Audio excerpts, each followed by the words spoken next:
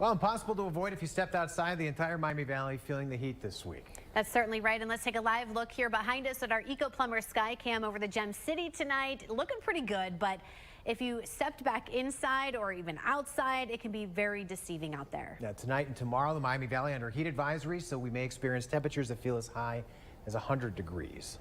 Let's check in with Chief Meteorologist Natalie Walters, who's thankfully inside during the heat tonight. So, Natalie, when can we see some changes to the forecast?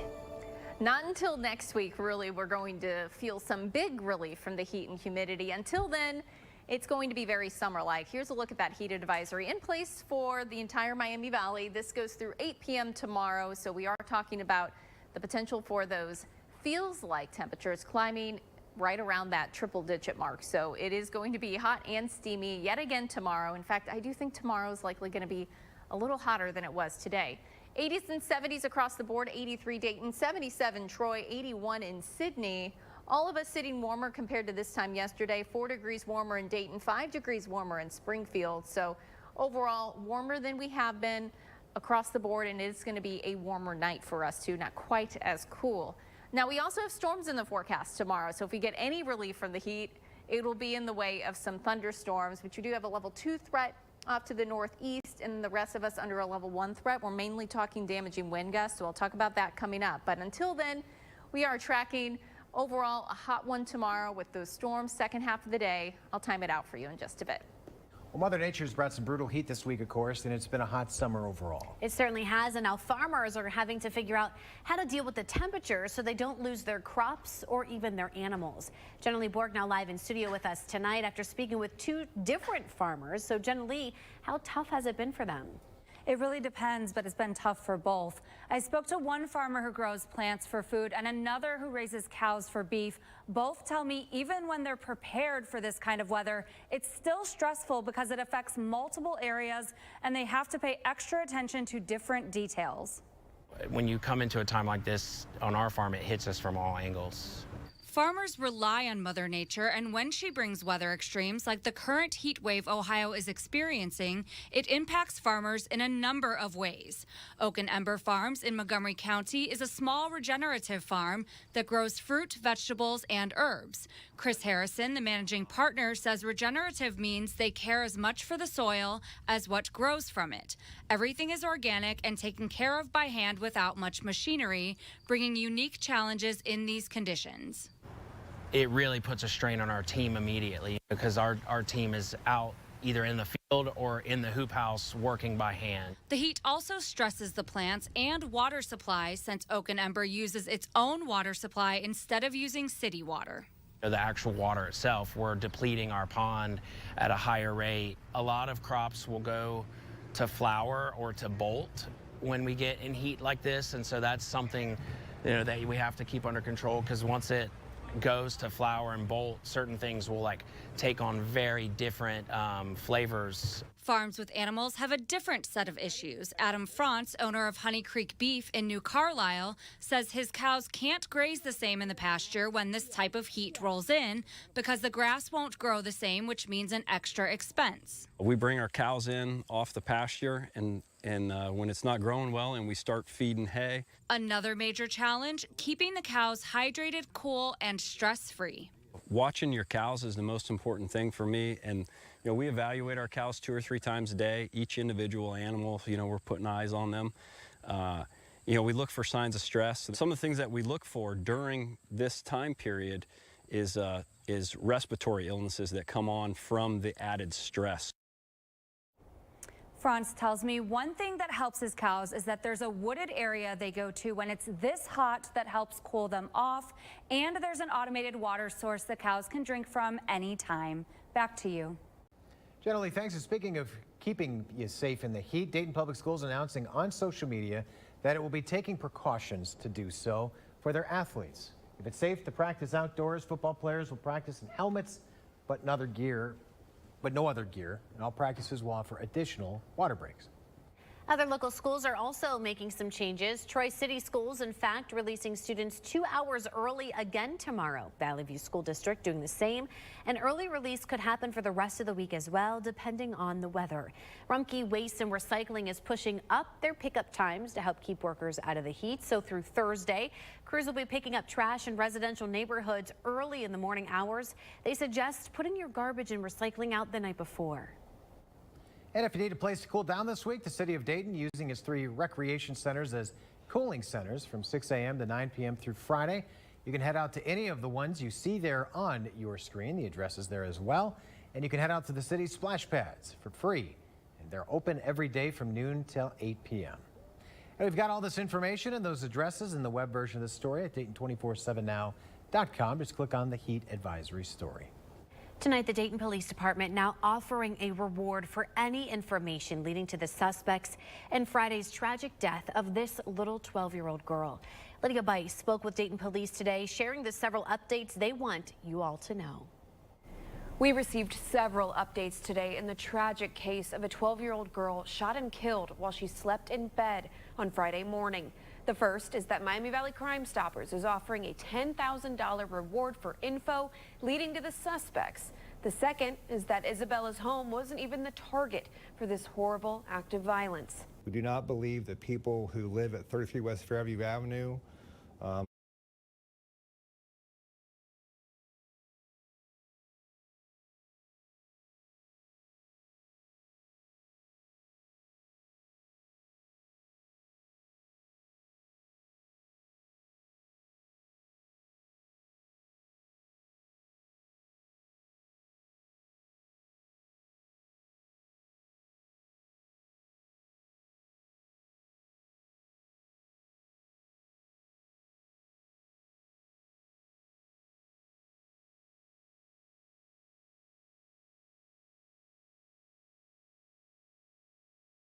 sits on Executive Boulevard. Gore adding the new music center will take the exact same shape and form of the Andrew J. Brady Icon Music Center in Cincinnati. Coming to Huber Heights is, of course, a big part of our heart. Steve Tieber, owner of Dublin 7, spoke to me exclusively. He says he's excited to share his restaurant with the Huber Heights community, especially because it's his wife's hometown and has unique amenities. We have a historic church edition, which we're very proud of, where we integrated salvage material that was over 100 years old. We have wood that dates back 500 years old. And the best thing I can tell you right now is it's going to have an epic beer garden. Mayor Gore adding both projects took time to finalize, but he's excited about the long-lasting impacts they will have. Since the new music center is open year-round, it could bring in even more revenue than what the Rose already does. The Rose has been netting the city about $1.2 million to $1.5 million every year. It's a profit center. It subsidizes our parks. As we continue to learn more about the development of both of these facilities, we'll be sure to update you on air and online at Dayton247now.com. Back to you. Kasha, thank you. The special counsel indicting former President Trump again. The changes made to the election interference indictment. And what's next? Plus, I'm tracking that summer heat as well as some storms becoming possible tomorrow. That's coming up. Here's a live look from our Eco Plumber Skycam. You're watching Dayton 24/7 now. Weekday mornings on your day. I know what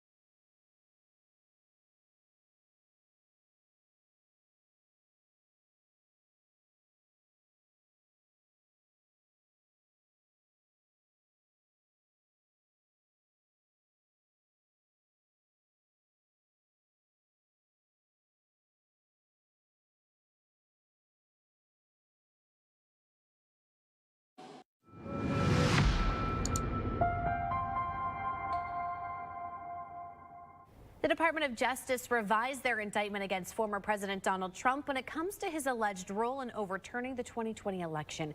Matt Gelka has the very latest from Washington. Donald Trump faces a new superseding indictment as the special counsel's office had to refile charges against him for his alleged role in January 6th. A new grand jury returned the superseding indictment after special counsel Jack Smith had to rework the case following a Supreme Court ruling this summer. The new indictment removes some of the original charges, including interactions between Trump and his Justice Department, after the High Court ruled this summer that a president has some immunity for official acts in office and that some of the original charges were wrongly filed. Today's attempt by Jack Smith is his interpretation for what is a private or unofficial act that a president can be prosecuted for. Obviously, the Trump legal team is going to try to take full advantage of total presidential immunity. Ultimately, it'll be up to Judge Chutkan to call these balls and strikes as to what the former president can be prosecuted for. 4 of the counts remain the same, including conspiracy to defraud the United States and attempting to obstruct an official proceeding. The charges relating to Trump's alleged role in what culminated in the riot at the Capitol on January 6, 2021. Trump responded to the new indictment on his social media platform in a series of posts on Truth Social, saying the case should be dismissed and calling it election interference. Now, because of the timing, the case has very little shot of getting settled before the November election and could wind up back in front of the Supreme Court at some point. Reporting in Washington, I'm Matt Gelka. Well, quiet but a warm and muggy evening across the Miami Valley. Just missing out on a complex of storms. You can see that weakening just off to our east. They were dealing with some strong to severe storms for parts of northern and even into central Ohio. But for us here, we're pretty quiet, but you can see some storms developing in Indiana. So we're going to monitor that complex of storms weakening as it makes its way in, and then potentially some more storms developing as we head into tomorrow afternoon and evening. That could be on the stronger side. So tonight we'll drop into the 70s, 90s again tomorrow afternoon. Few clouds around. By later into the day, as early as around 4 p.m., we could start to see some storms developing. Scattered rain and storms possible. This is about 8 p.m., so expect that scattered activity. Can't rule out a strong to severe storm, some heavy rain. Gusty winds would be the primary concern. This lingers through the evening, and then by Thursday, it'll feel a little better. Not much better. Also a small chance for a shower popping up too. As far as that severe risk, level 2 threat for our areas mainly off to the northeast. Level 1 for the rest of us. This is mainly second half of the day tomorrow. So with any storm developing, we will be watching for the potential for some damaging wind gusts. So just have a way to get those weather alerts and also stay cool and hydrated. I'm going to talk about when we'll get some relief coming up in just a bit. A live look at the White House. It is in the dark right now, but it is there, and that is because the frontrunners for the presidency have agreed to a set of rules for the September 10th debate. Now, we told you yesterday that first scheduled presidential debate was in limbo because former President Trump and Vice President Kamala Harris disagreed on whether mics should be muted or left open when not speaking. Tonight, Trump says he's agreed to the rules mirroring his last debate with Joe Biden, where the mics were muted when a candidate was not answering a question. Also new tonight, the Democratic nominees for president and vice president will hold their first joint interview this week. Harris and Minnesota Governor Tim Walz are going to sit down with CNN's Dana Bash. Their words will air this Thursday at 9 p.m. Now, that marks the first time Harris has sat down with a journalist for an in-depth, on-the-record conversation since President Biden dropped out of the race and she became the Democratic nominee. And speaking of Vice President Harris, she's now highlighting her plan to address the housing crisis if she is elected. Now, Harris says she wants to build 3 million new homes over her 4-year term, which she says will cut back on inflation. Harris wants the government to provide up to $25,000 in assistance to first-time buyers. Now, fellow Democrats say this will pave the way for more housing to be built. Republicans, though, say it'll drive up inflation. We've artificially constrained the ability to build housing because of government interference. We need to remove that government interference, allow the housing to be built, and that's what Vice President Harris's plan is all about. You can't give every single first-time home buyer $25,000 and expect the prices of houses to come down. That's just not the way the economy works. That's socialism, that's communism. Now, that plan would also give tax breaks to home builders and expand incentives for companies that build rental housing.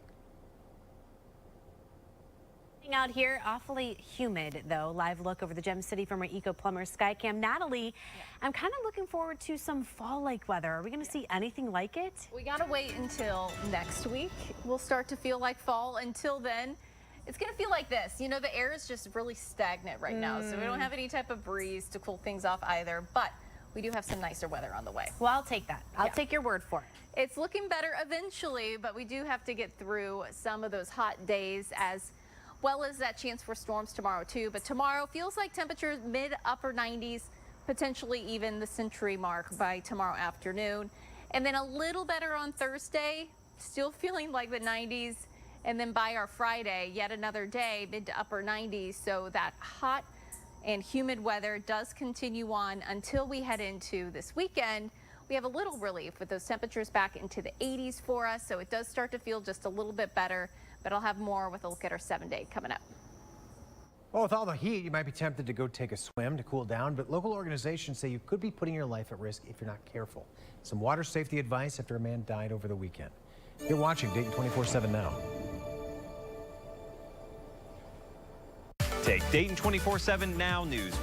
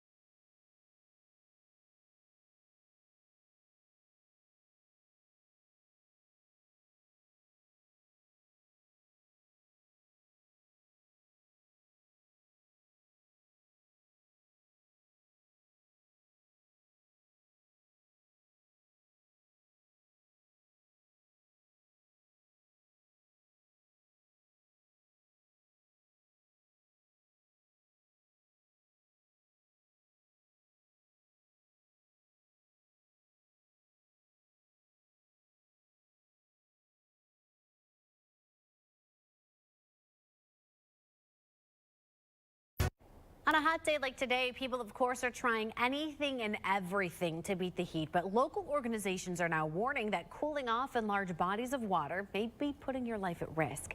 Eli Burgett spoke to those organizations, so they gave him some advice. Well, while it may sound like harmless fun, swimming in many of our local lakes and rivers is prohibited and may put your life in danger. So today, local authorities are urging the public to find other ways to keep themselves cool. In this weather, you don't realize how much this hot weather takes out of you. You might get dehydrated. And normally you could swim a long way, but you know, you're a little more tired, a little more dehydrated, and that swimming takes a lot out of you. And to beat the heat, local authorities are encouraging the public to use cooling centers and spray parks over swimming in lakes and rivers, as the waters are too strong and may put your life at risk. While there are signs around these big bodies of water stating that it's off limits, some people decide to swim anyways, which has proven to be a deadly decision on multiple occasions. Overall, local authorities want to stress that swimming in these lakes and rivers may seem like a lot of fun and it might cool you off, but it's not worth risking your life. Back to you. Ohio State season opener just days away. We're going to hear from the head coach on what we can expect. You're watching Dayton 24/7 now.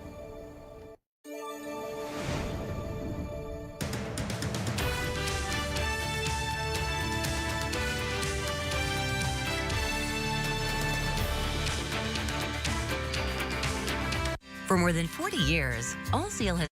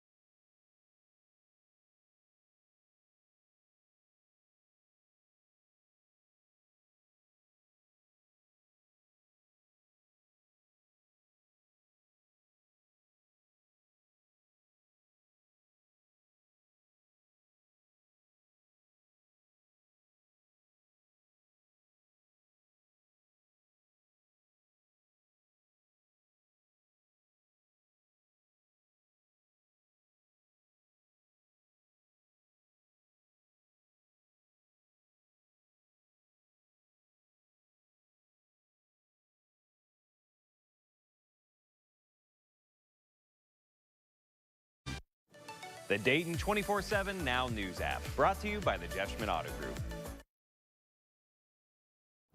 All right, welcome into the Bob's Discount Furniture Sports Desk. The Cincinnati Bengals roster, it is now set for the start of football. The team made several moves to trim it down to 53. They moved defensive end Miles Murphy and punter Brad Robbins to the injury reserve list. Corner DJ Ivy on the reserve physically unable to perform list. Now, along with those moves, the Bengals released 18 other players. That includes the termination of 2 vested veteran contracts. Here's what head coach Zach Taylor had to say about the emotions